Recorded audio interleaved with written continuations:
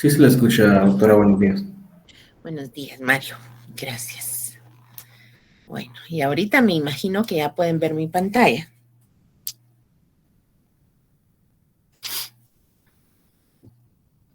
Sí, doctora, ya se puede ver. Muy bien, entonces vamos a... ¿Dónde está cadena?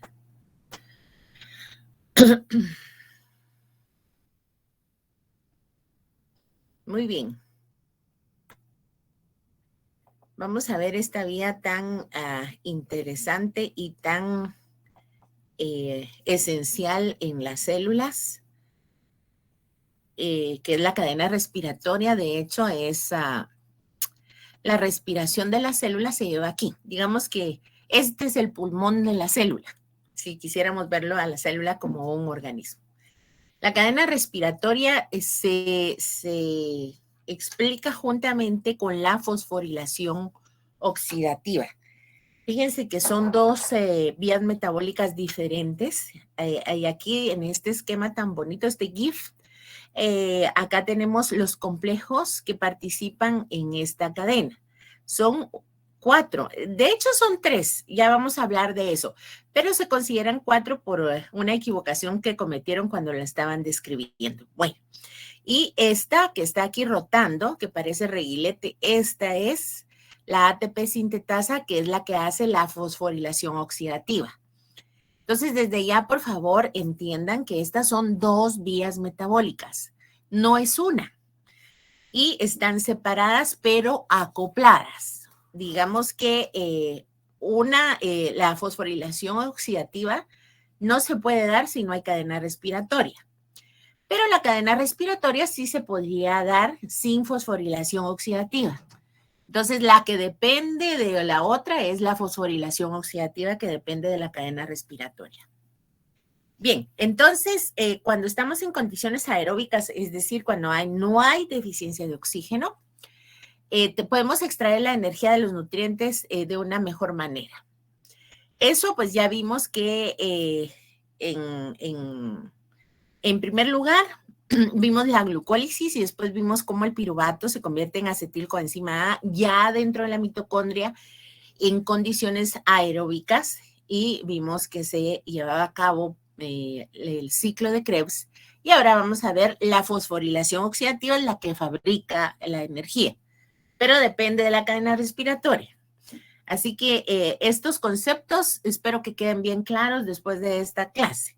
Es una vía netamente mitocondrial, de hecho se ubica exactamente dentro de la membrana mitocondrial interna.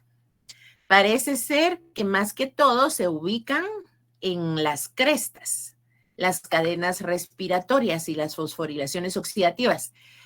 Cuando digo se ubican es porque hay un montón, ¿verdad? No vamos a pretender que sea una nada más, son miles de miles las que hay insertas en la membrana de una mitocondria. Bien, ya saben ustedes que venimos de la glucosa, ¿verdad? La convertimos en piruvato, el piruvato lo convertimos en acetil-CoA y el acetil-CoA pues lo llevamos a Krebs y en Krebs generamos NAD y FAD reducidos.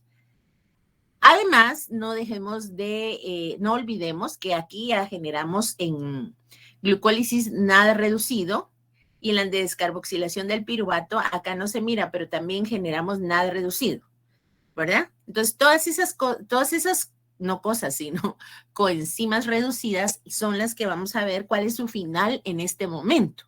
Y el final exactamente es en la cadena respiratoria. Bien. ¿Qué es la cadena transportadora de electrones o cadena respiratoria? Porque se puede llamar de las dos maneras, es correcto. Son una serie de reacciones de óxido-reducción. A través de estas reacciones en cada uno de los complejos que forman parte de esta cadena, los electrones que han sido capturados por NAD y por FAD durante las reacciones son transportados para entregárselos al oxígeno, ¿ok? Entonces, la finalidad de esta cadena respiratoria es juntar los electrones con el oxígeno, Cuando digo los electrones, en realidad son electrones y protones, ya vamos a explicar eso al final de la cadena y ustedes van a entender. Bien, entonces, esa es la razón, déjenme aclararles, por la que cuando nosotros no tenemos suficiente oxígeno, esta vía metabólica no se da y no se dan las vías metabólicas antecedentes que se realizan en la mitocondria. ¿Cuáles, por ejemplo? El ciclo de Krebs. Y ojo, vuelvo a decir, no es un absoluto, ¿verdad? Porque en bioquímica no hay nada absoluto. Cuando digo no se da, es que se da en una tasa mucho menor, ¿ok? Entonces, se da a una tasa muy baja, o sea, sucede muy poco cuando no hay oxígeno. Por esa razón, porque el último componente de la cadena respiratoria es el oxígeno. Y ese oxígeno está esperando a esos electrones que han sido capturados por NAD y por FAD. Entonces, si no hay suficiente oxígeno, no va a suceder eso.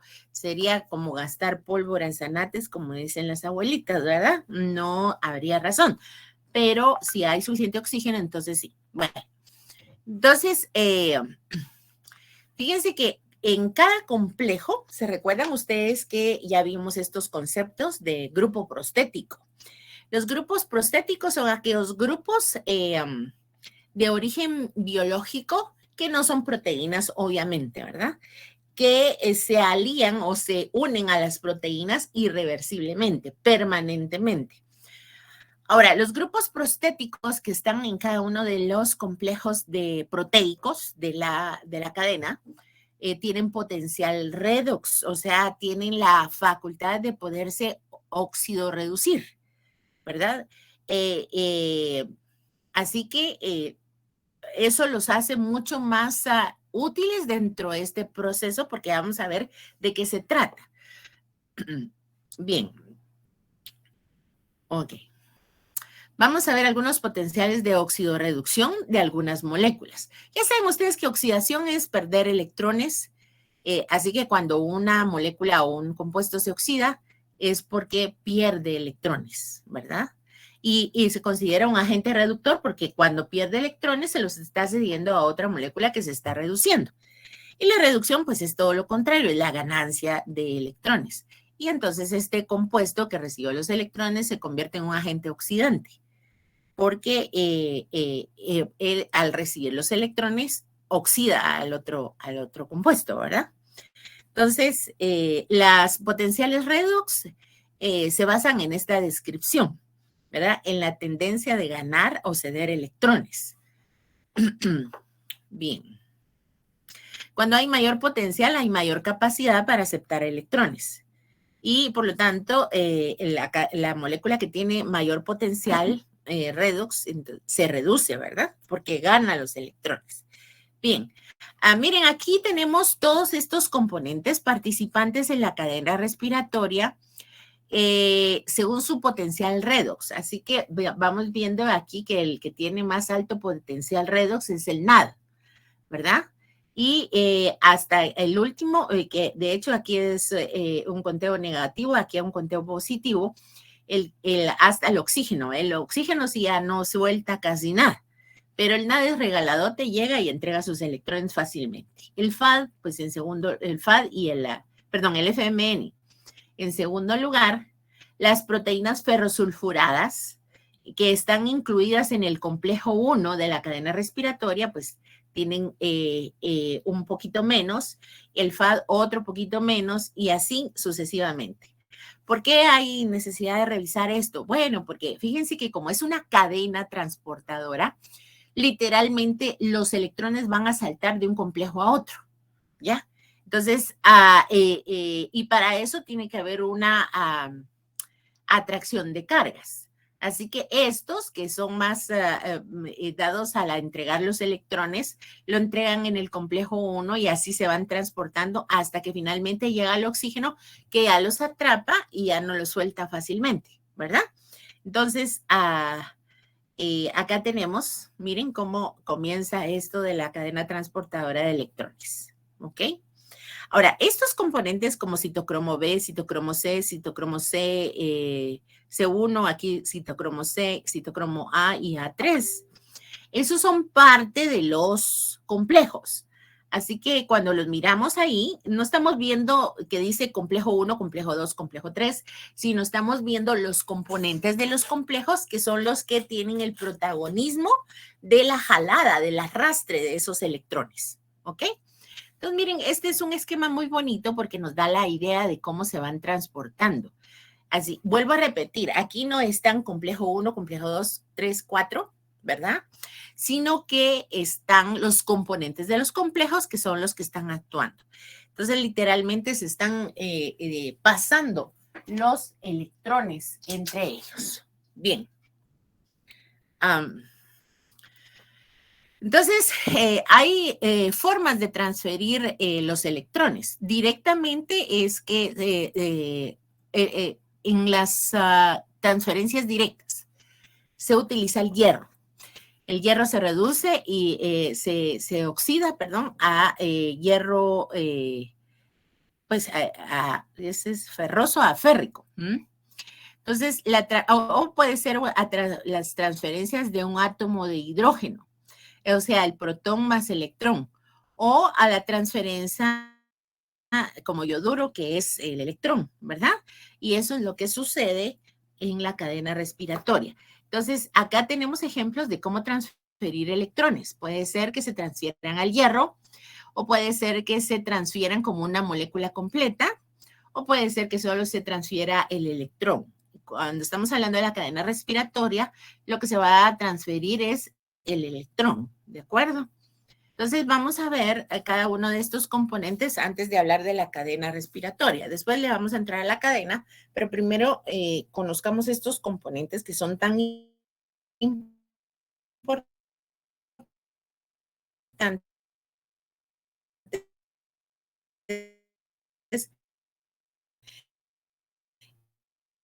en este proceso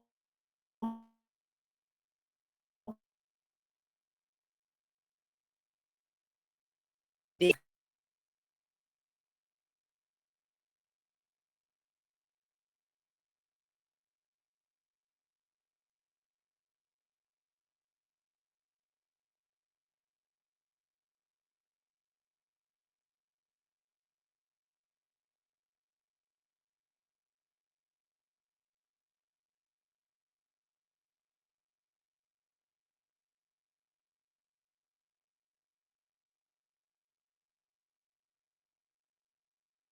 intervenga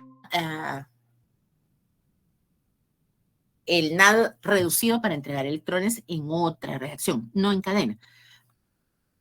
Pero la mayoría de estos van a ir a dar a cadena y van a entregar sus electrones ahí.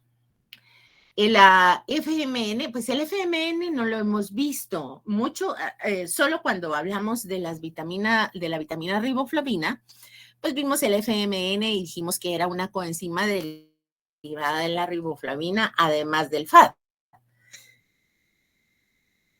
Pero no lo hemos visto en acción, pues este es el momento de verlo en acción. El FMN es componente también de la cadena respiratoria. Entonces, acá pues sería un ejemplo de participación del FMN en la transferencia de electrones.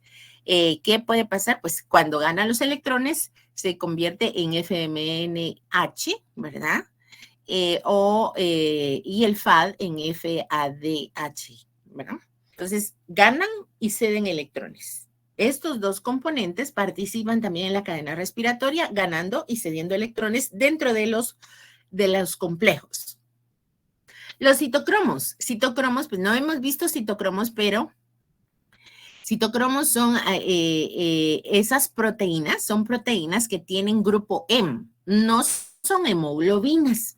Solo para que tengamos un ejemplo, que existen proteínas que tienen grupo M, que no es la hemoglobina, ¿verdad? De hecho, está también la mioglobina.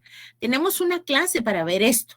Pero ahorita, pues tenemos que entender que estos citocromos son hemoproteínas, ¿verdad? Que forman parte también de los complejos De hecho, hay un citocromo que no forma parte de complejos, sino que es un citocromo transportador. Ahorita lo vamos a explicar. La cadena respiratoria tiene dos componentes transportadores o componentes móviles, se llaman también. Uno de ellos es un citocromo. Entonces, ¿el citocromo qué es? Es una hemoproteína porque tiene un grupo M incrustado en su estructura que tiene en el centro un átomo de hierro. No necesariamente de hierro, también puede tener cianuro. Bien, y cobalto, en fin, puede tener muchas cosas. Esta es la estructura química de los citocromos. Ya saben ustedes que, bueno, ahí hay estos citocromos, les voy a decir, tanto citocromos como el grupo M, se originan de unas estructuras básicas para la formación de estos que se llaman porfirinas. Y también tenemos una clase para entender la síntesis de porfirinas. Cuando miremos porfirinas, inmediatamente que ya sepamos cómo se forma una porfirina, vamos a ver cómo la porfirina ya se especializa en citocromo o en grupo M, ¿verdad? La cosa es que estas estructuras son similares y son estructuras derivadas de porfirinas. Bien, además, fíjense que en los complejos proteicos hay proteínas que tienen hierro y azufre. Se llaman proteínas ferrosulfuradas. Y entonces aquí vemos como aquí en la parte que parece como esos flotadores de foamy que usamos para la playa o las piscinas, miren. Ahí, esa es la proteína, la parte proteica. Y ahí se incrustan estas estructuras de hierro y azufre que estamos viendo aquí. Miren. Entonces, parte también de los componentes de la cadena respiratoria son estas proteínas ferrosulfuradas. Y aquí vemos cómo se pueden unir. Hay muchas maneras de unirse esos grupos ferrosulfurados. Ahora, ¿qué función tienen? Si yo se los estoy describiendo porque son componentes que van a participar activamente en el transporte de los electrones. ¿Ok? Bueno. El otro componente móvil de los que les estaba hablando, uno ya les mencioné que es un citocromo y el otro es esta coenzima Q. La coenzima Q es de carácter liposoluble. El citocromo no. El otro citocromo que es móvil, o es transportador, no es liposoluble. El citocromo es hidrosoluble. Entonces, los dos componentes móviles que tenemos es el citocromo C, así se llama, C. Ese es hidrosoluble y este otro transportador es liposoluble. ¿Ok? Entonces, cuando acepta el electrón para transportarlo de un complejo a otro, se transforma en una semiquinona y si lleva dos electrones en un ubiquinol. Esa puede ser pregunta de examen, grábensela hoy. Cuando acepta la coenzima Q, estoy hablando de la Q, no del citocromo C, acepta un electrón, forma un radical de semiquinona. Y cuando acepta dos electrones para transportarlos, se transforma en ubiquinol. ¿Ok? Ok, toda esta energía, fíjense, porque la verdad es que lo que estamos transportando son formas químicas, oigan bien, de energía. Ustedes aprendieron el año pasado en biología que las leyes de la termodinámica, ¿verdad? La energía no se crea ni se destruye, solo se transforma. Entonces, este transporte de electrones es una manera de manejar energía química. ¿Ya? Pero la verdad es que los electrones no nos sirven no son energía pura. Así que tenemos que transformar esa energía que van ahí en esos electrones en una energía que sí pueda utilizarse. Y la forma de utilizarse es el ATP. Así que vamos a ver cómo estos electrones, estos H's, contribuyen a la generación del ATP. No es que se transformen en ATP de ninguna manera. Eso es incorrecto decir que los NAD se transforman o fabrican o salen de ellos ATP. No salen de ellos. Ellos generan la energía para que se forme el ATP en fosforilación oxidativa. Entonces vamos a ver que prácticamente lo que tenemos, el sustrato para la cadena respiratoria son los electrones transportados por las coenzimas reducidas, ¿ya? Y aquí hay un ejemplo de las enzimas que participan en reacciones donde se reduce NAD. Por ejemplo, ya vimos a la malato deshidrogenasa en Krebs, la piruvato deshidrogenasa en la descarboxilación oxidativa del piruvato, la gliceraldehído 3-fosfato deshidrogenasa la vimos ¿en qué? La vimos en glucólisis. La lactato deshidrogenasa, pues esa es parte de la, ¿qué? De la fermentación láctica, ¿sí? Cuando en estados anaeróbicos. Esta no la hemos visto. La beta hidroxiacil coenzima deshidrogenasa, esa es una enzima de una vía metabólica que se llama beta oxidación. Esa no la hemos visto, la vamos a ver más adelante. Eso entonces ya nos da una idea. La cadena respiratoria recibe electrones de otras vías que no tengan nada que ver con los carbohidratos. Es correcto. Hay otras vías metabólicas que generan o reducen al NAD, como por ejemplo la beta oxidación, que es la, digámoslo de una manera coloquial, la destrucción de un ácido graso para generar energía. Ahí se reduce NAD, ¿verdad? Pero lo vamos a ver más adelante. Pero es interesante y bueno que ustedes sepan que no solamente obtenemos esta reducción de coenzimas derivadas del metabolismo de los carbohidratos, sino que también el metabolismo de otras biomoléculas nos dan esta reducción. Entonces, hay también enzimas que están ligadas o que producen un NAD fosforilado reducido durante la reacción que catalizan. Por ejemplo, el caso de la glucosa 6-fosfato deshidrogenasa, que es una enzima de la vía de las pentosas fosfato. Esta enzima produce NAD fosforilado reducido. Entonces, la cadena respiratoria también recibe NAD fosforilado reducido o los electrones del NAD fosforilado reducido. Sí, también recibe esas, aunque el NAD pH, que vamos a ver que se forma en la vía de las pentosas fosfato, también sirve para el metabolismo de lípidos. O sea que, en otras palabras, no es que el NAD fosforilado reducido, o sea, el NADPH, va a ir a entregar sus H's todo el tiempo a cadena respiratoria. Diría que casi nunca lo lleva, porque ese NADPH va a servir en el metabolismo de lípidos, como vamos a ver más adelantito.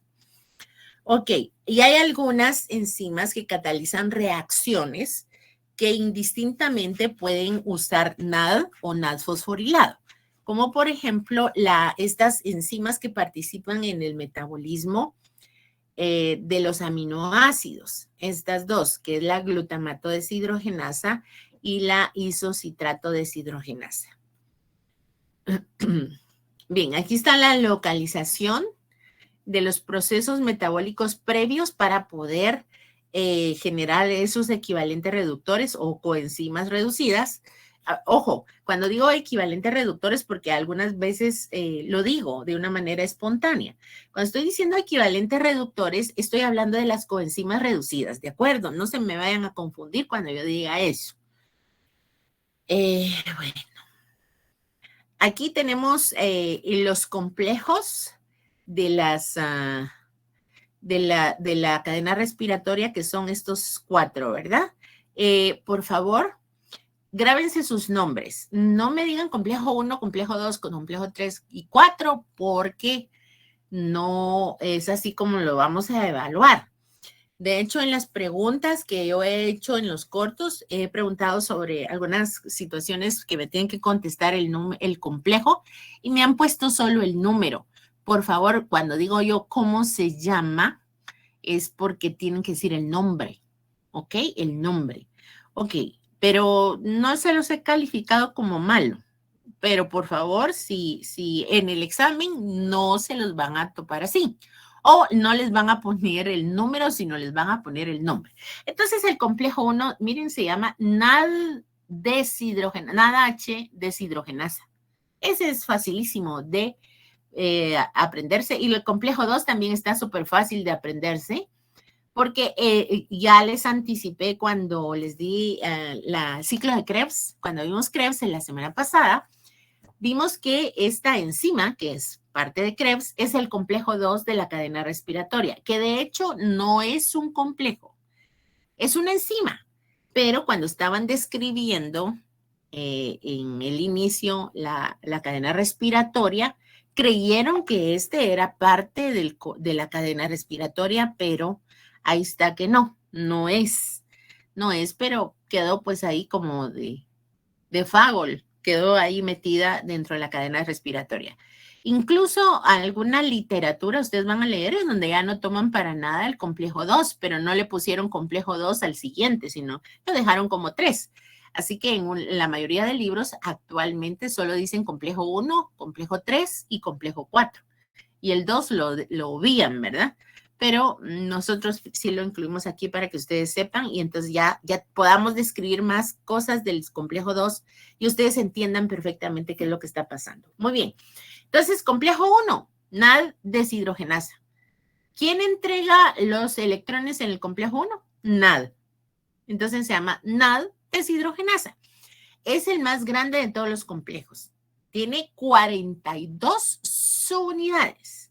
O sea que cuando estaba hablando, déjenme ver aquí para que se recuerden de que tengamos oportunidad de relacionar. Miren, cuando estábamos hablando de todos estos componentes tan bonitos, ¿verdad? Como los citocromos, el citocromo A, esos son las unidades que tiene cada uno de los complejos. Entonces, acá.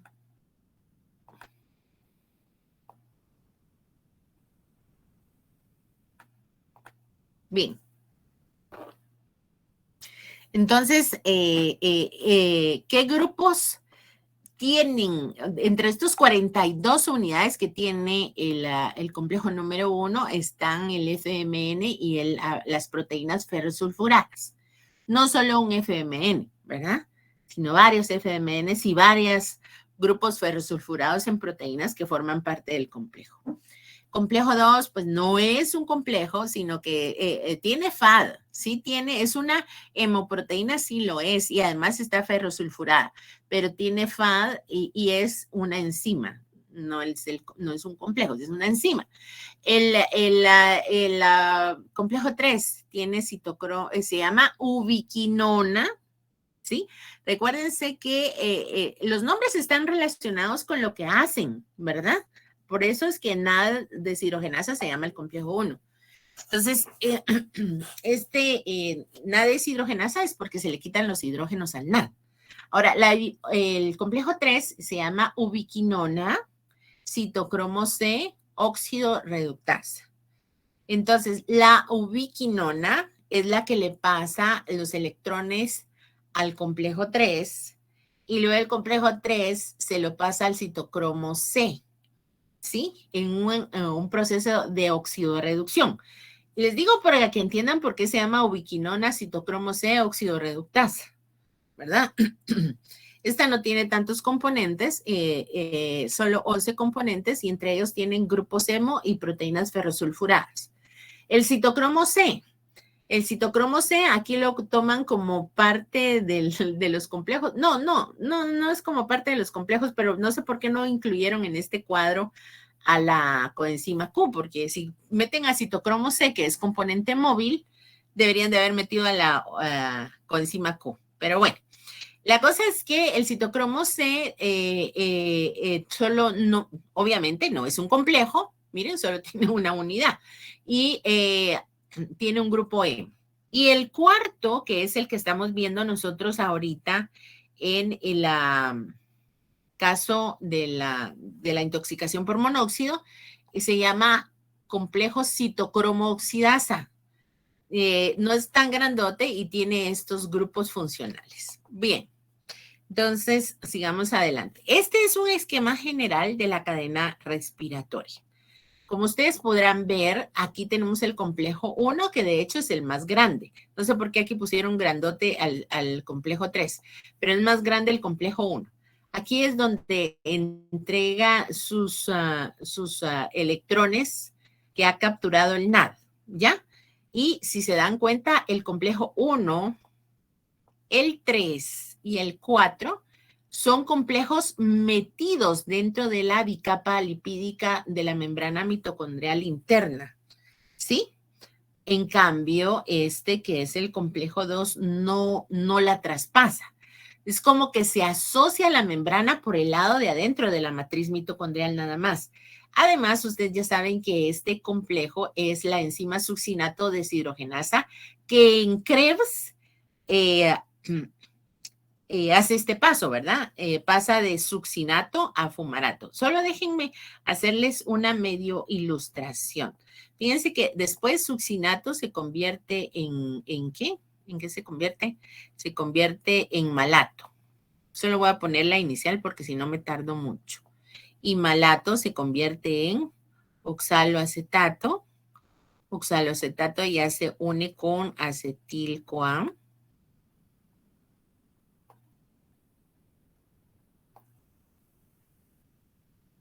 Perdón por la escritura, pero aquí se hace lo que se puede porque está difícil esto.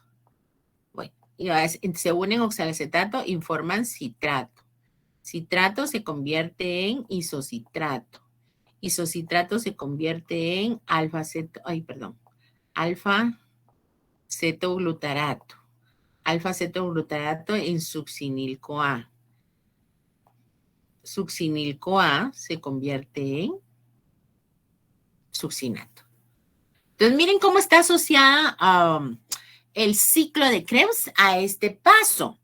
Así que cuando decimos nosotros, porque se dice que los electrones capturados por FAD entran en el complejo 2, es mentira. Bueno, es una medio verdad. ¿Por qué? Porque sí entran esos electrones capturados por FAD, pero nada más los de esta redacción.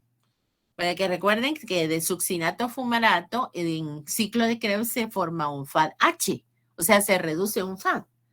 Pues los electrones que entran a la cadena respiratoria por FAD son esos, los de el paso de succinato a fumarato, nada más. ¿Hay otros que se forman? Sí, hay otros que se forman, otros FAD-H.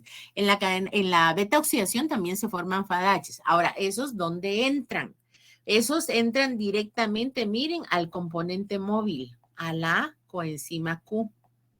No pasan por este complejo, ¿ok? Sino entran directamente a coenzima Q. Eso espero que les quede clarito, porque así es como sucede. Bien, entonces les decía, fíjense que entre el complejo número 1, voy a usar aquí entre este complejo y este complejo está este transportador que es la coenzima Q. Ya dijimos que si transporta un electrón de aquí para acá, porque el transporte es del 1 al 3, no pasan por el 2, nunca, ¿ok? El transporte, vuelvo a repetir, es del 1 al 3. Entonces, cuando transporta un solo electrón, es un estado semiquinona de la coenzima Q, y cuando transporta 2, es un ubiquinol, ¿ok? Pregunta de examen, ya les dije. Bien, y entonces estos del complejo 2, ¿qué pasa con ellos? O sea, los electrones del FAD que se forman entre succinato y fumarato en Krebs, pues se los entregan a este complejo, digamos, que es la misma enzima, o la enzima se lo entrega a coenzima Q. Entonces, coenzima Q transporta electrones del complejo 1 al 3 o del 2 al 3. ¿Ok? Esa es la ruta de coenzima Q. Ahora, los electrones que llegaron al complejo 3 van a tener que llegar al complejo 4, pero eso sí ya los transporta el citocromo C, ¿verdad? Entonces, componentes móviles de la cadena, la coenzima Q y el citocromo C. Y aquí están los complejos, ¿verdad? Vale. Finalmente, miren, estos electrones llegan al complejo 4 y el complejo 4 se los entrega al oxígeno. Y entonces, cuando se juntan, forman agua, ¿ok? Bien. sigamos adelante. Miremos entonces ya en acción las cosas. Vamos a hablar de lo que pasa en el complejo 1. Y miren, acá están todos los componentes del complejo 1. Se recuerdan que el complejo 1 tiene como 40 y pico de componentes. Aquí solo están ilustrados el nombre de los cuales, de esos componentes, ¿verdad? Hay 42 subunidades. O sea que hay varios de estos que estamos viendo aquí. Perdón, que esto es tan sensible. Ok. Hay varios FMNs, hay varias proteínas ferrosulfuradas y aquí no hay FAD. Aquí hay FMN nada más, ¿ok? Entonces, miren cómo está esta situación. Llega el NAD, entrega los electrones, ¿ok? Esos electrones pasan a los componentes FMN del complejo 1. Esos FMN son grupos que se asocian a proteínas que forman parte del complejo. Y luego se lo pasan a los componentes ferrosulfurados de las proteínas que están ahí, hasta que finalmente estos electrones, ya que fueron transportados por todos estos componentes dentro del complejo, digamos que ahí dentro del complejo también hay un transporte de esos electrones, son cedidos a la coenzima Q, que la coenzima Q ya sabemos que es de naturaleza liposoluble. Entonces puede ser 1 o 2. Depende, dijo Pepito, ¿verdad? Entonces, esta coenzima Q, ¿qué va a hacer con estos electrones? Se los va a llevar al complejo número 3. Pero miren esta situación. Aquí resulta que, ¿cuál es el objetivo de transportar esos electrones dentro del complejo? ¿Pasa algo con los electrones? Sí pasa. Lo que pasa es que le quitan energía. Esos componentes que van chivoleándose, por decirlo de una forma coloquial, a los electrones les quitan energía. ¿Y qué hace el complejo con esa energía? ¿Para qué quiere la energía? La quiere para bombear protones al espacio intermembranas. Vamos a ver, tal vez sería bueno. A mí me encanta el Paint. Ya saben ustedes que yo soy fan del Paint. Solo déjenme, digamos que, miren, acá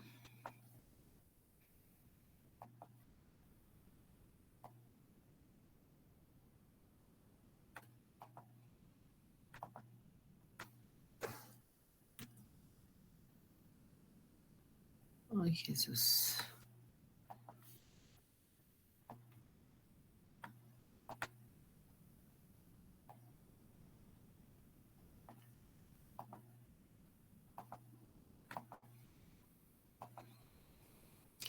Bien. Aquí hay membrana. Solo quiero...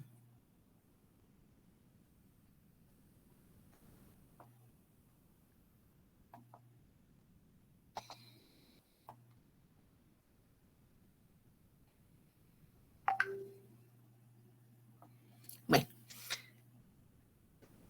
Ok, digamos que este es el espacio que queda entre las dos membranas.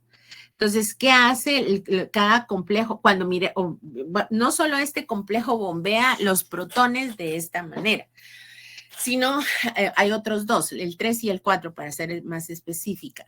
Entonces, ¿qué hace con la energía que le quitó a los electrones? Bombea protones. ¿Y esos protones dónde están? Pues esos protones son protones que hay en la matriz. Solo déjenme copiar algunos de estos. Vamos a poner aquí.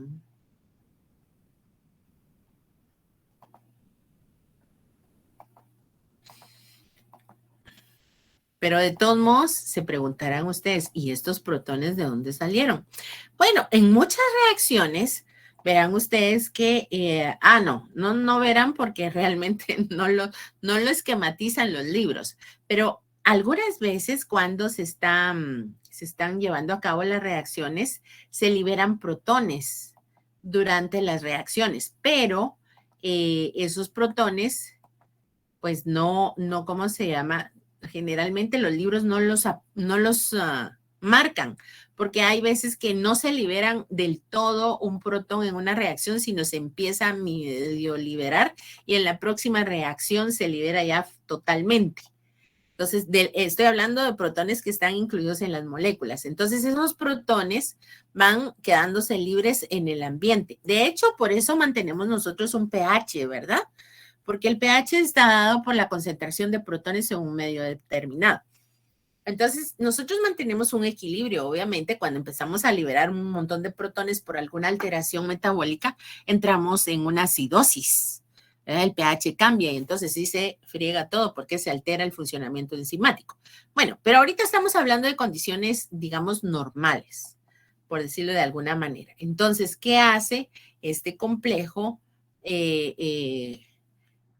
cuando le quita la energía a los electrones? Usa esa energía para pasar protones que están sueltos en la matriz mitocondrial al espacio entre las membranas, a este espacio. Miren, eso es lo que pasa básicamente en esta situación en el complejo 1, ¿verdad? Acá tenemos otro esquema de lo mismo, ¿verdad? No me voy a detener porque es exactamente lo mismo, es otra forma de verlo. Solo voy a trasladar de posición este. Ay, ay, ay. Uy, qué sensible esta cosa. Déjenme. Es que este esquemita, me gustó este GIF porque es bien ilustrativo de lo que está pasando allá dentro del complejo 1. Digamos que este es el complejo 1. Miren, llega el NAD, le entrega sus electrones aquí al complejo 1 y miren cómo van saltando los electrones que son esas chibolitas celestes entre los componentes del complejo, ¿verdad? Ya sabemos cuáles son los componentes del complejo 1 que hacen eso, son FMN y las proteínas ferrosulfuradas, ¿verdad? Se los dije. Entonces, así es como, digamos, se debería de ver si tiene uno mucha imaginación. Bien, entonces ya sabemos qué fue lo que pasó en el complejo 1. Ahora vamos a ver qué pasa en el complejo 2. El complejo 2, ya sabemos que no es tal cosa, sino que es una proteína que se llama succinato deshidrogenasa, que también es parte del ciclo de Krebs.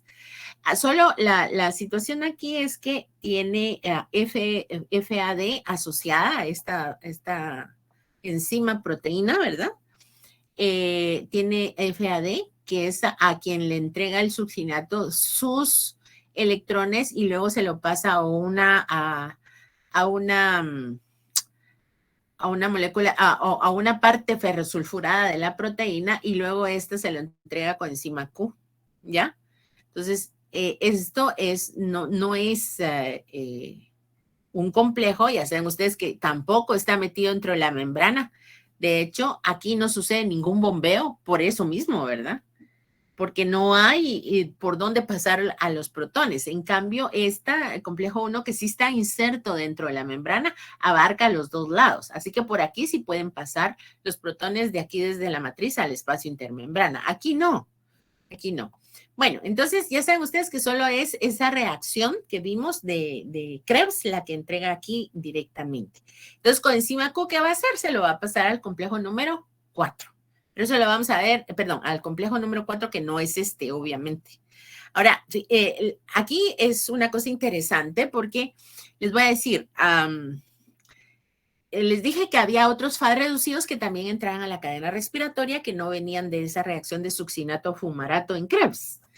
Entonces, esos, pues la mayoría de esos vienen de este proceso donde hay una beta oxidación de un ácido graso.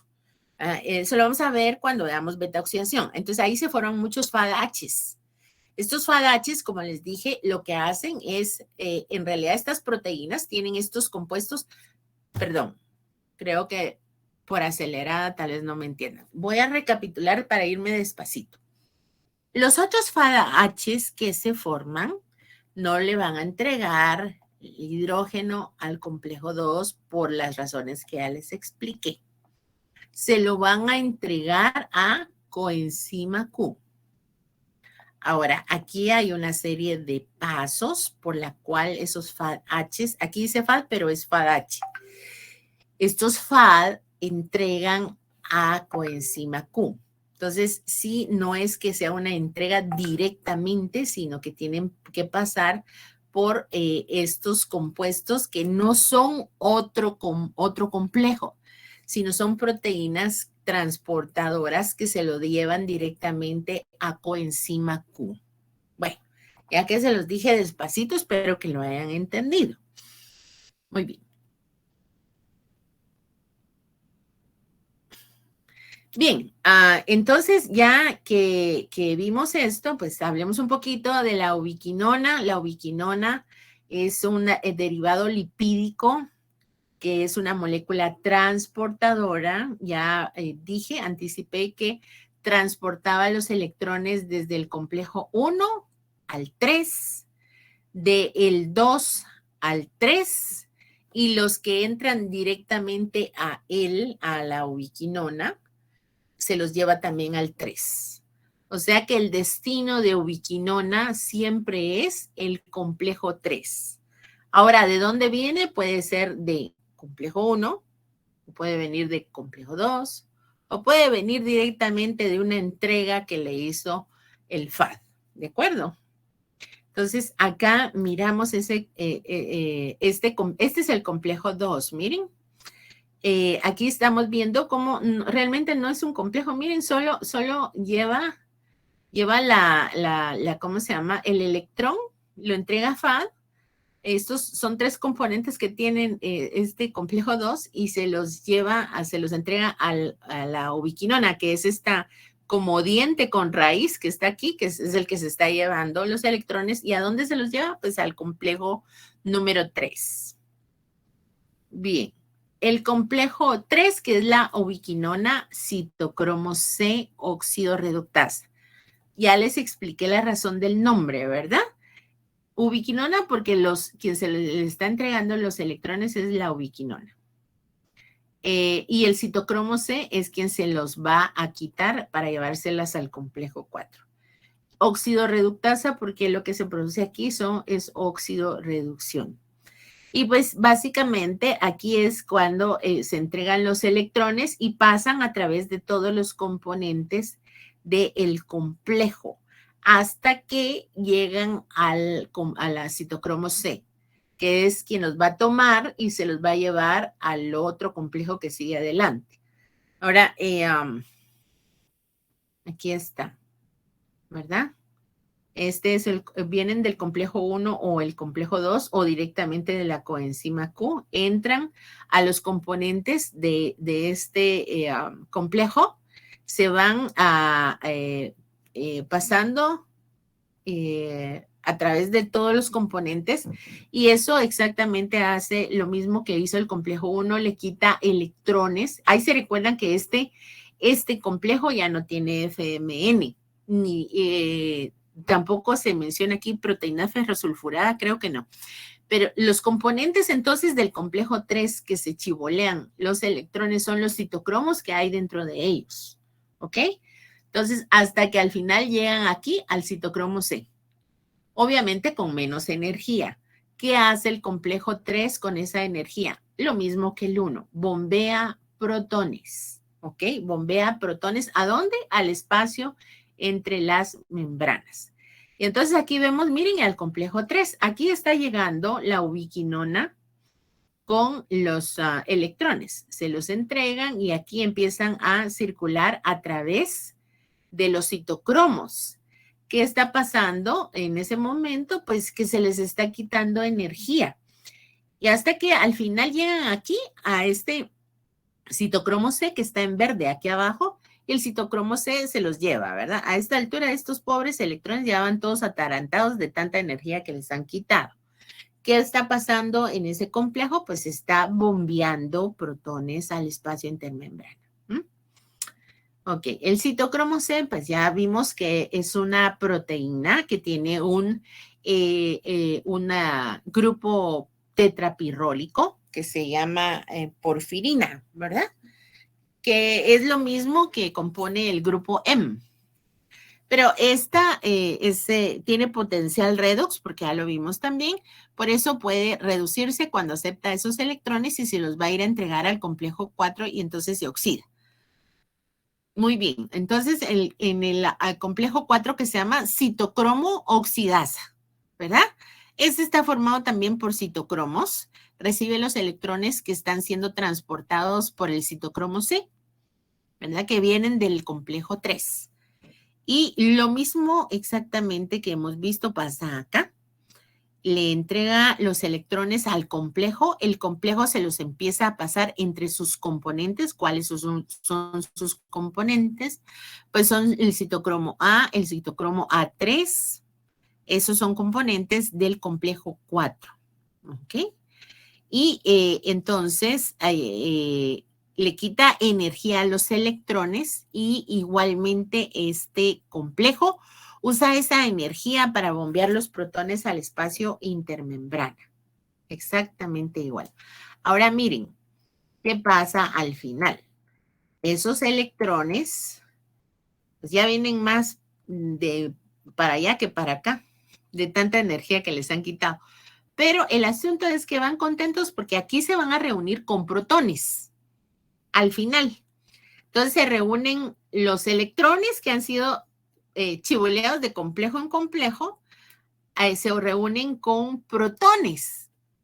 Y entonces ya vuelven a ser la molécula de hidrógeno que se va a juntar con el oxígeno. El último componente de la cadena respiratoria es el oxígeno. Y cuando se unen, pues es lógico pensar que lo que van a formar es agua, ¿verdad? H2O. ¿Mm? Entonces, lo que se forma al final de la cadena respiratoria es agua. El último componente de la cadena respiratoria es el oxígeno, ¿ok? Son conceptos que deben de tener claros. Muy bien, y eso es cadena respiratoria. Ahora nos vamos a pasar a la fosforilación oxidativa. ¿De acuerdo? Solo para darles chancecito, díganme si hay alguna pregunta de cadena respiratoria que les pueda responder. Hessler, dime. Sí, doctora, yo tengo una duda con esto acerca de los protones y electrones. Me confunden los términos porque según yo tenía entendido que son hidrógenos, pero ¿por qué cambia? No sé si es correcto y si es así, ¿por qué cambia el nombre? Porque una molécula, o perdón, un átomo está formado por protones y electrones. Básicamente aquí está separando los electrones de los protones. Entonces, ¿qué es lo que se transporta en la cadena? Los electrones. ¿Qué es lo que se bombea al espacio intermembrana? Los protones. Básicamente ahí desmembramos el átomo de hidrógeno. ¿De acuerdo? Así que por eso hago la aclaración. Al final de la cadena, esos electrones se vuelven a juntar con sus protones, restituyen pues el átomo de hidrógeno y ya se juntan con el oxígeno. Los átomos de oxígeno y cuando se unen esos forman la molécula de agua. Recuérdate que las moléculas están formadas por átomos, ¿de acuerdo? No sé si quedó claro, Hessler. Sí, ahora sí. Entonces, los protones van a estar en un lado de la membrana de la mitocondria Ajá, y los electrones van a estar como pasando por dentro de la cadena. de los complejos. Sí, exacto. Y los protones van a estar bombeando como, por decirlo así, por transporte activo hacia el otro lado. Sí podría decir que es transporte activo, aunque ahí no hay gasto de ATP, pero la energía que se le está quitando a los electrones es la que está sirviendo para bombear a los protones. Ah, ok, ya, es claro, Okay. muchas gracias. Ok, alguien más había levantado la mano, una Sí, señorita. sí, yo, Sí. doctora. Katy, dime. Una pregunta con respecto al complejo 1 en la primera presentación, como que la Q estaba dentro del complejo. Entonces, ¿sí No, se hace no. todo eso? ¿O sí Eh, salen? Sí, Ah, si ok. no, no sería un transportador. Es que la imagen es como que la Q se mete al complejo a recibir Sí, me confundió. al electrón para llevarlo al complejo 3. pero digamos que se queda en la puerta, solo se lo entregan en la puerta y se va para el complejo 3 y lo entregan en la puerta. No es que se integre a los complejos, solamente es un transportador.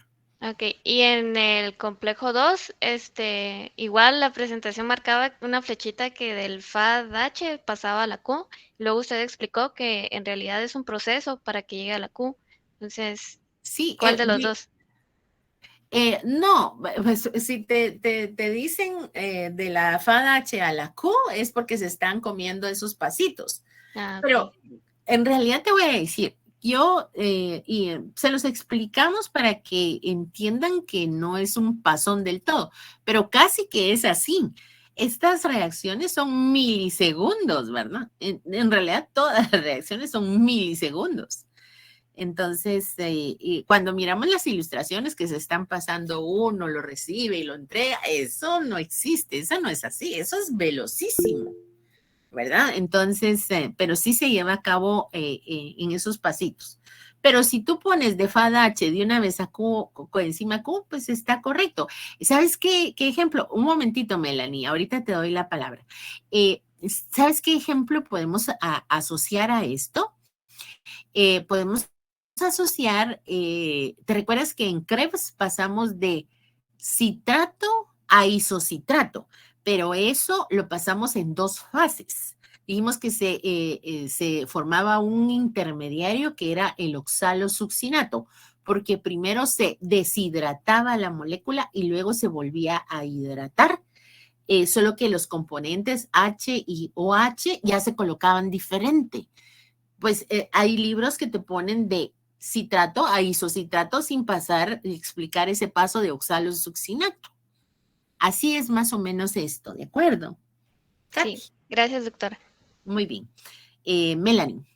Doctora, es que yo me confundí un poco porque va en el complejo 2, que es de FAD a Q, pero en el complejo 3 dijo que era de ubiquinona.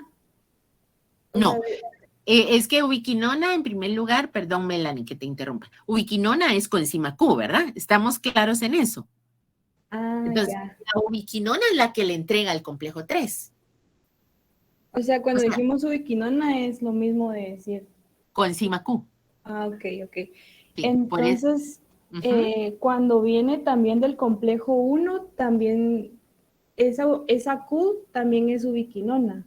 Sí, recuérdate que aquí les dije, miren, que si llevaba un electrón se llamaba un derivado, ¿qué? Semiquinona o hemiquinona. Semi. Y semiquinona, ¿verdad? Y si llevaba los dos electrones era un ubiquinol. Son estados, ahí sí que serían, esos nombres se refieren a los estados de óxido-reducción de la coenzima Q, ¿verdad? Ya entendí. Por eso a veces le decimos, ya Camila, ya te doy la palabra. A veces decimos ubiquinol, ¿verdad? En vez de decir coenzima Q. Entonces, ¿qué intuimos si decimos en vez de coenzima Q, ubiquinol?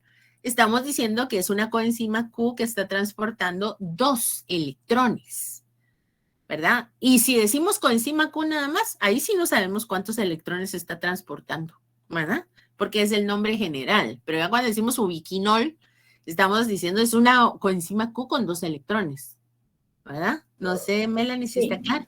Sí, ya. Y otra cosa, en el libro, cuando mencionan los complejos, pone, por ejemplo, en el complejo 1, NADHQ, oxidorreductasa. Esas serían las enzimas que usa. No, ese es, así le llama el complejo 1. Bueno, en realidad a veces es que algunos libros le ponen ese nombre. ¿Cómo le ponen? ¿Cómo es el libro de Harper? ¿Cómo le ponen?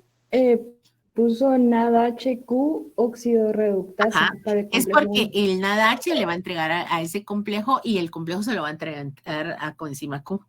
Eso es lo que te está diciendo el nombre. Ok. Entonces, como que los complejos tienen dos nombres, pues se podría decir Sí, de dos maneras. exacto, pero miren, les voy a decir, para fines evaluativos, mejor tomemos lo que dicen nuestros libros oficiales de texto. Entonces vamos a dejar NADH, coenzima Q, óxido reductasa. Así se llama el complejo 1. Gracias. Ok, Melanie. Camila. Buenos días, doctora. Yo tengo una duda con respecto a una imagen de la presentación que me confundió. Del ¿Cuál complejo sería? 1.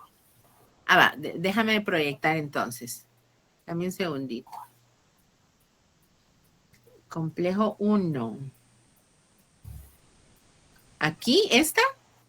Sí.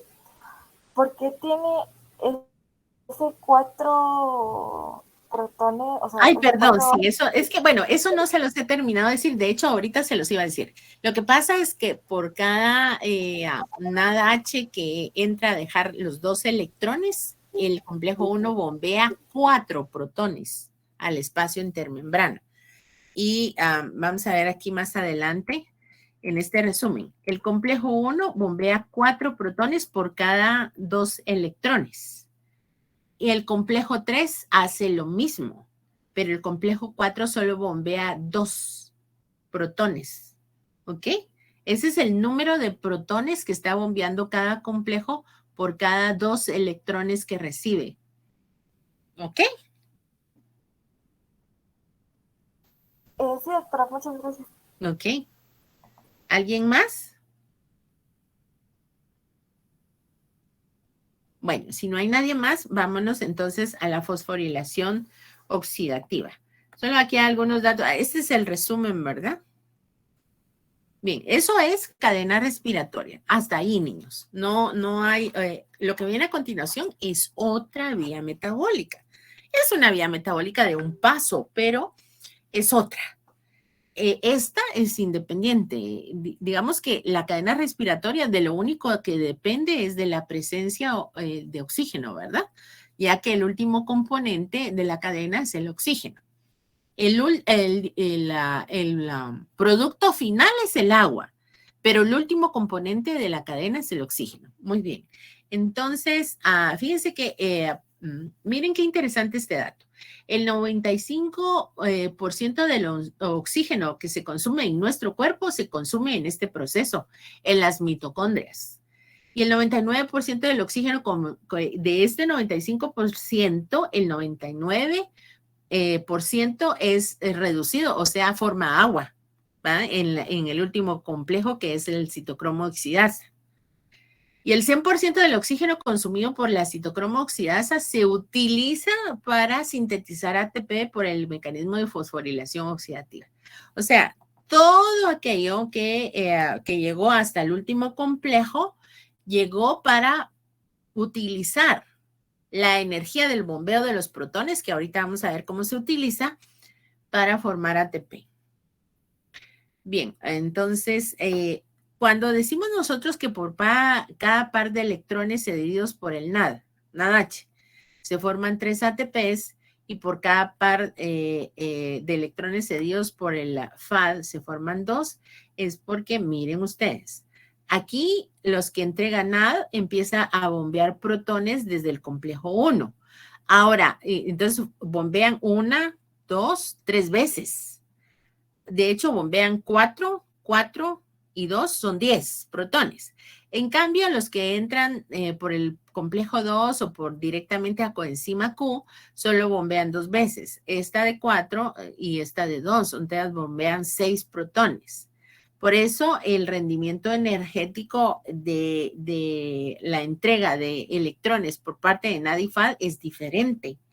En el NAD, pues hay oportunidad de formar más ATP que cuando entra el FAD.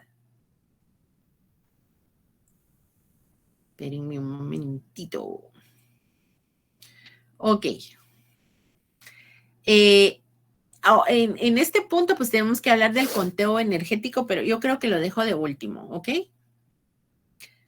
La teoría quimiosmótica, que es famosísima, pues se pregunta de examen también, es esa que propone que todos los protones que han sido bombeados al espacio intermembrana tienen que retornar a la matriz mitocondrial.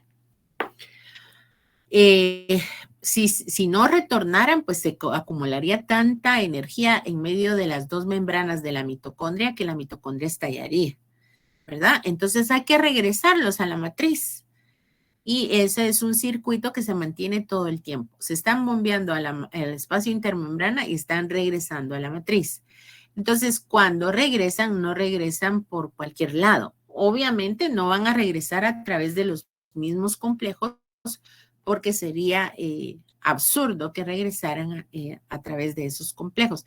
Regresan a través de una proteína que de hecho es compleja la proteína y es un complejo. No es una proteína, sino es un complejo proteico que se llama ATP sintetasa, ¿verdad? Entonces, el retorno de los protones desde el espacio de intermembrana hasta la matriz mitocondrial genera un potencial de energía que es aprovechada por la misma proteína ATP sintetasa o por la misma complejo proteico.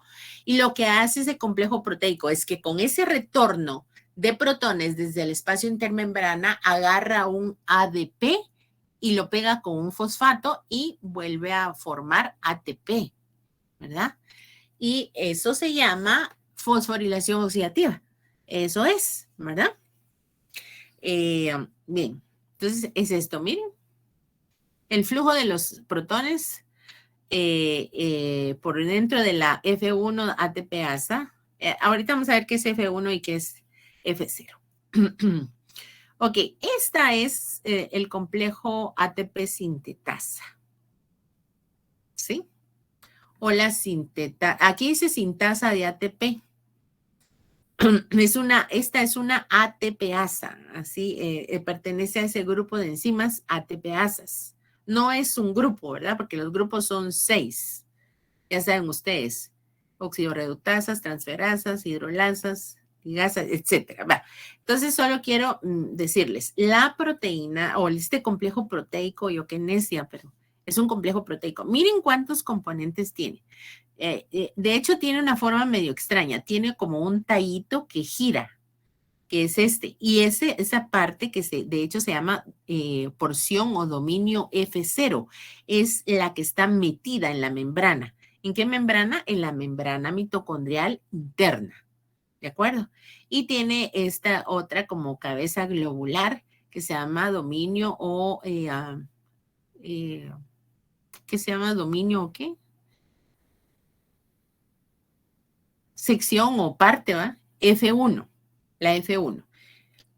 Y aquí tiene una proteína de conexión que es la proteína alfa y esta es la beta. Estas dos largas son beta y esta es alfa. Tiene una estructura bastante compleja. Entonces, la porción F0, la que está metida dentro de la membrana, es por donde se meten los electrones, los protones, perdón, que han sido bombeados por los complejos de la cadena respiratoria. Se meten aquí y empiezan a girar con la porción F0. Y ya cuando llegan casi a completar el círculo, salen.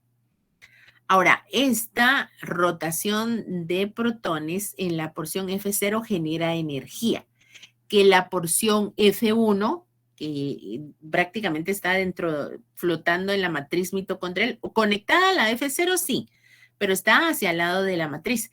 Agarra un ADP y un fosfato y los vuelve a unir y los convierte en ATP. Ahora dirán ustedes, ¿y dónde salen esos ADP y esos fosfatos? Bueno, esos ADP y esos fosfatos son los que andan libres en el citosol después de que el ATP se usó.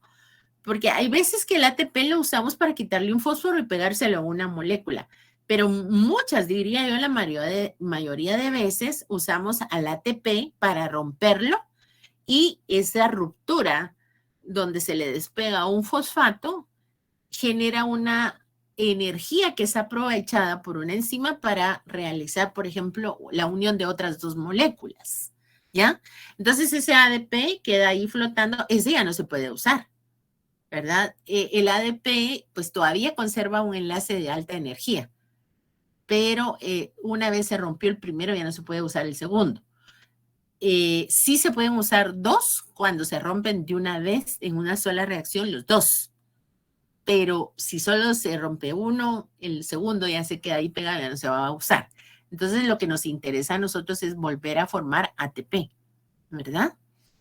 Entonces, eso es lo que hace esta ATP sintetasa o sintasa, ¿verdad? Que une al ADP con el fósforo y forma ATP, ¿verdad? Aquí estamos viendo, bueno, en realidad, pues es una proteína que está unido a elementos del citoesqueleto. No vamos a hablar de eso porque entonces sí los meto en lío si no van a entender. Pero esta es la porción metida entre la membrana. Ya saben ustedes que ahí se mete el protón, empieza a girar hasta que casi llega nuevamente ¿cómo se llama? A completar el círculo y entonces sale hacia la matriz. Y esa rotación hace que esta porción F1 pueda unir el fósforo con el, ¿cómo se llama? Con el ADP. Y aquí miren cómo se da eso. Miren, así se va dando. ¿Ya? Y esta es la porción F1 que va entrando el ADP con el fosfato y lo va soltando ya aquí. Miren, aquí se mira como ATP. ¿Ya? Ahí sale el ATP. Bien. Entonces, para finalizar, hablemos de los inhibidores. Hay algunos compuestos que inhiben, que paran la función de los complejos de la cadena respiratoria. Ahorita me estoy regresando a la cadena respiratoria. Entonces, acá, perdón, mejor me voy a ir aquí. Y hay inhibidores y hay desacopladores. La función es diversa, o sea, es diferente. Los inhibidores se unen al complejo y lo paran. O sea, ya no puede entrar el electrón y hacer el proceso que ya vimos que hacen cada uno de los complejos, ¿ya? Y el desacoplante no se le mete a ningún complejo. El desacoplante lo que hace es que abre poros en la membrana. Y entonces esos poros la consecuencia de la apertura de esos poros es que los protones que están en el espacio intermembrana ya no regresan a través de la ATP sintasa, ya no regresan a través del complejo. Entonces no hay fosforilación oxidativa, no se forma ATP. Pero los protones sí están regresando a la matriz. Y lo que están haciendo es disipar el gradiente electroquímico, ¿sí? Ejemplo de esto es el 2,4-dinitrofenol y algunos ionóforos como la valinomicina. Esta es una, ¿qué? Sería un antibiótico, la valinomicina, que puede hacer eso. Bueno, entonces, pero los inhibidores son otra cosa. Los inhibidores sí se van al complejo y en alguno de sus componentes se pegan y lo interrumpen la cadena. Y también pueden interrumpir la fosforilación oxidativa, porque la oligomicina es un ejemplo de un inhibidor de la ATP sintasa. Bien, entonces acá hay algunos componentes de ejemplo. Aquí, por ejemplo, en el complejo 1, la rotenona, pero no solo la rotenona, yo les he puesto ahí el mnemotécnico que es PARME, piericidina A, amobarbital, en realidad no solo el amobarbital, sino todos los barbitúricos, pero para que suene el mnemotécnico ponemos amobarbital, que es un barbitúrico. La rotenona, todos los compuestos que tienen mercurio, los mercuriales y los esteroides.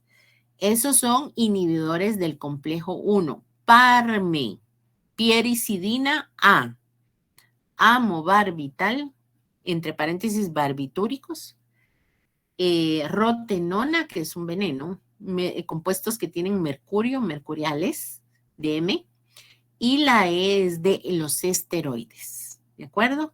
Ahora, el complejo 2 lo inhibe, estos son inhibidores, ¿verdad? El complejo 2 lo inhibe la antimicina A y hay otro que no me recuerdo ahorita, además de la antimicina A. Bueno, hay otro más. Yo creo que en el libro está. Y del complejo 4, el inhibidor es ¿cómo se llama? El cianuro, el monóxido de carbono y el óxido nítrico.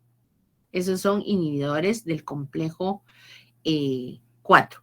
Por eso es que nuestro paciente que se intoxicó con monóxido de carbono, pues la cadena respiratoria se paró en el último complejo. Pero les he estado explicando que además de haberse inhibido ese complejo, se inhibe también el transporte de oxígeno por cuestión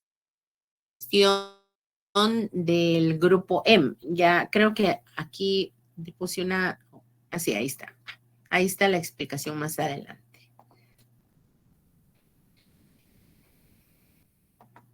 Bien, cuando nosotros tenemos una intoxicación por monóxido de carbono, pues resulta que la situación es que en los grupos M de la hemoglobina es donde se transporta el oxígeno. Les he estado explicando que el oxígeno se une al hierro del grupo M, pero el grupo M no trabaja solito, sino que está unido a una tira proteica que se llama hemoglobina. De hecho, la hemoglobina tiene 4 tiras proteicas, por eso tiene 4 grupos M. Entonces, acá arribita vemos cómo se unen. Miren, fíjense que este cuadrito rojo es este anillo tetrapirrólico, este que está aquí. Entonces, acá vemos cómo el tetrapirrol M se une a la cadena proteica a través de el enlace a histidinas. Como la histidina es parte de los aminoácidos de esa cadena proteica, se une a la histidina, ¿qué sería esta? Histidina, esta es la E7 y esta es la F8. Sí, cuando digo E7 es el brazo E. Y cuando digo F8, estoy diciendo el brazo F. El número es la posición que ocupa dentro del brazo, la histidina a la cual se está uniendo el grupo M. Entonces, acá miren en este espacito, exactamente donde está el cursor, ahí ese es el átomo de oxígeno. Pero cuando en el ambiente no hay oxígeno, lo que se para uniendo ahí, aquí está mejor esquematizado, déjenme. Aquí. Lo que se para uniendo, miren, aquí es el espacito donde se debe unir el oxígeno. Pero cuando hay mucho monóxido en el ambiente, lo que se une ahí es monóxido. Porque el monóxido entra divinamente en este espacio. Entonces viene y ocupa el lugar del oxígeno. ¿Qué pasa? Entonces ya la hemoglobina deja de transportar oxígeno y empieza a transportar monóxido. El monóxido llega a los tejidos y allá interrumpe la cadena respiratoria porque se le pega a un grupo muy parecido que está en el complejo 4. Bueno, no solo en el complejo 4, pero aquí es mucho más afín el monóxido en el complejo 4 en los citocromos. Recuerden que se dice que los citocromos, ya expliquen, también tienen este tetrapirrol. Entonces llega el monóxido que ha sido transportado por la hemoglobina y se pega en este complejo y ya no deja que haya esa unión entre electrones y el oxígeno y puedan formar el agua. Entonces se interrumpe la cadena respiratoria, ¿verdad? Esto pues, es un complejo una vía metabólica muy bonita. De hecho, es vital. Cuando no hay respiración celular, pues hay muerte, ¿verdad? Definitivamente. Así que no sé si hay alguna preguntita ya de esta parte final. Hensler, dime.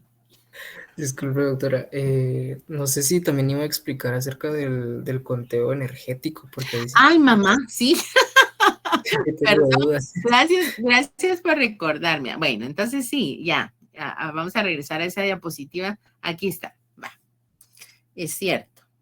Ahora vamos a ver. Fíjense que cuando dije que había dos formas de producir ATP, les dije que era a nivel de sustrato y a nivel de fosforilación oxidativa.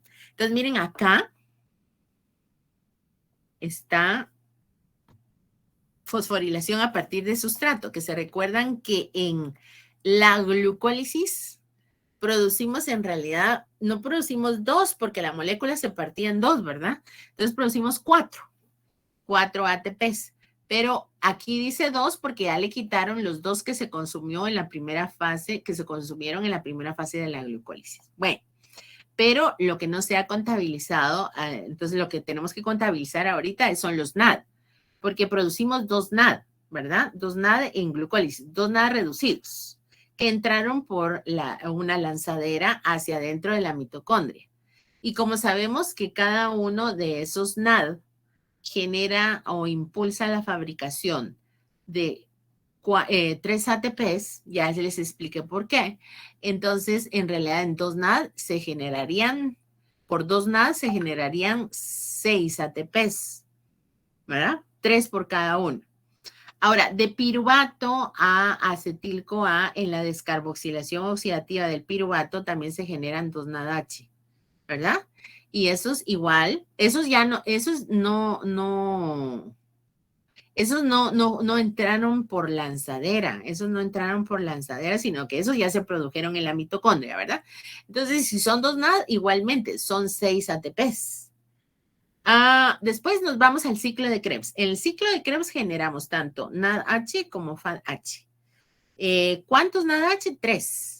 Pero como son 2 moléculas de acetilas que entran por molécula de glucosa, son 6 NADH. Por 3, 18. 6 por 3. Y el FAD, el único FAD que se generó en toda esa ruta que ya vimos, es el que se genera en ciclo de Krebs, ¿verdad? Como ya no lo entregó en el complejo 1, sino que ya lo entregó en el complejo 2, entonces acá decimos que se generan 2 por 2, 4.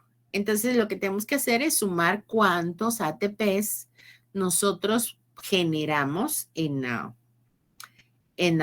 con todo este metabolismo energético a partir de la glucosa. Entonces, de este lado, miren, acá de este lado, dejamos los que se generaron a partir de sustrato, o sea, durante las vías metabólicas, que acá son 2 porque le quitamos ya los 2 de consumo de la glucólisis y también generamos ATP a nivel de sustrato en el ciclo de Krebs en un paso. Pero como entraron 2 acetiles por una glucosa, son 2 ATPs los que generaron aquí, que de hecho ya sabemos que son GTPs, pero esos GTPs se convierten en ATPs, ¿verdad? Bueno, entonces, contemos aquí. Aquí, ¿cuántos están generando? 6 más 6 son 12. Más 18 son 30. Más 4 son 34. Estos 34 verán ustedes que son en fosforilación oxidativa, no a nivel de sustrato. Es en fosforilación oxidativa y es por una glucosa que entró. ¿Ok? ¿Cuántos dijimos? 34. Esos vienen de la entrega de los electrones por parte de NAD y de FAD. A esos 34 sumémosles estos, que son 2 en glucólisis, en realidad serían 4. Pero ya dije que estos 2 son porque se les quitó en los 2 de consumo de la primera fase de la glucólisis. 2 más 2 del ciclo de Krebs también. Entonces son, aquí serían 4 más 34 son 38. Ojo, eso también tomemos en consideración que es usando la lanzadera para meter los NADH generados en glucólisis. La lanzadera de este conteo es la del malato, porque acá estamos diciendo que esta lanzadera le entregó los electrones dentro de la mitocondria a otro NAD. Pero pudiera ser, por ejemplo, que usáramos otra lanzadera, la lanzadera del glicerofosfato. Y la lanzadera del glicerofosfato ya sabemos que no le entrega estos electrones a NAD, sino que se los entrega a FAD. Entonces aquí el conteo cambiaría, ¿sí?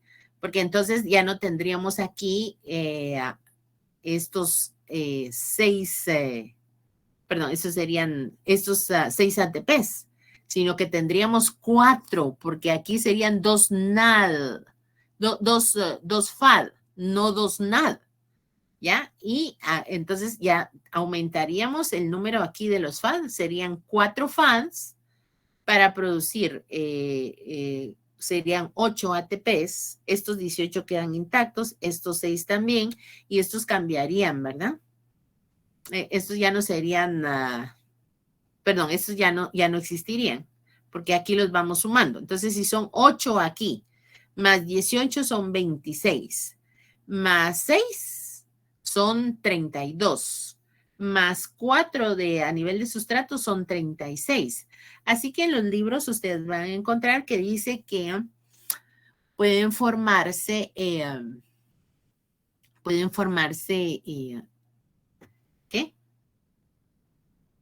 Pueden formarse 38 o 36. Y en otros libros dice que puede formarse 36, 38 o 40. Ahí estamos hablando exactamente de lo mismo, solo que cuando decimos 38 y 36 les estamos quitando los 2 de la primera fase de la glucólisis que se consumen. Y si decimos 30 y 40 o ¿cómo se llama? 40 o 38, ahí no estamos quitando nada, ¿verdad? ¿Ok? Bueno, no sé si así está claro lo del conteo energético, chicos.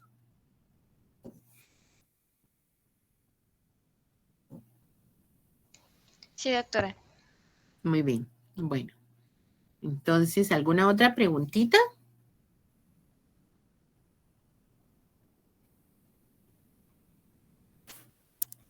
Bueno, si no hay preguntas, les voy a hacer una invitación. Solo déjenme, fíjense que la vez pasada se me olvidó. Solo déjenme aquí